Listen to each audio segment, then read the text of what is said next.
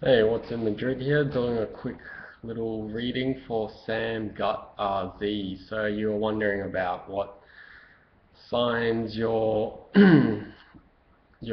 planets are in. So your rising sign is in Scorpio, your sun is in Aries, your moon is in Aquarius, your Venus is in Pisces, your Mercury is in Taurus, your Mars is in Aquarius, your Jupiter is in Cancer, your Saturn is in Capricorn, your Uranus and your Neptune are also in Capricorn, and lastly your Pluto is in Scorpio.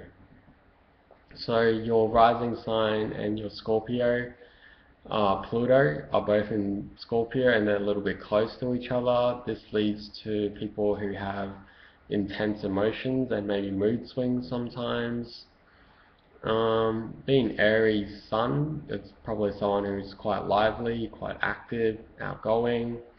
Your Mercury being in Taurus makes you someone who thinks more slowly and methodically, but you think very logically, and yeah, that's very important. Your Venus being in Pisces, you're probably someone who's softer when it comes to relationships. You're more intuitive, you like to go with the flow, and you're not too dominating. Your Mars is in Aquarius, so you're someone who has very strong ideals, and you're very vocal about your ideals. You're not particularly emotional, but if you have something that you really believe in, you'll go out and yeah, shout it to the street like protesters and stuff. Your moon is in Aquarius, so again, not the most emotional of signs, but someone who makes a good friend, has strong ideals, and can be stubborn and a little bit detached at times. Jupiter in Cancer is quite good because it gives you a sort of knack for taking care of money. So you might be suited to start your own business or do something where you have to take care of your own stuff, something that you make as opposed to working for someone else. Your Saturn, Uranus and Neptune all being in Capricorn gives you a more serious, more grounded nature. You're not unpredictable, which isn't to say you're predictable, but you're not someone who just does random things out of the blue. You might be a little bit moody, but your actions aren't all over the place. Yeah, hope that helps.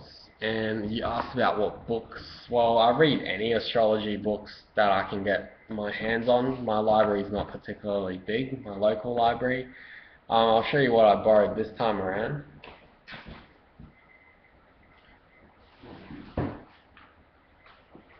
So here we have Parker's Astrology. I find anything by Parker's quite good. I think there are a couple. Julia and Derek Parker. Yeah, anything by them. As you can see, it's more of a textbook rather than casual reading, but after reading heaps of books like this, Astrology for Today, where it's quite thin and all the information is quite general, after reading a lot of those books, they all become the same and repetitive, and yeah, that's when you move on to the heavy duty stuff. Yeah, hope that helps. See you next time.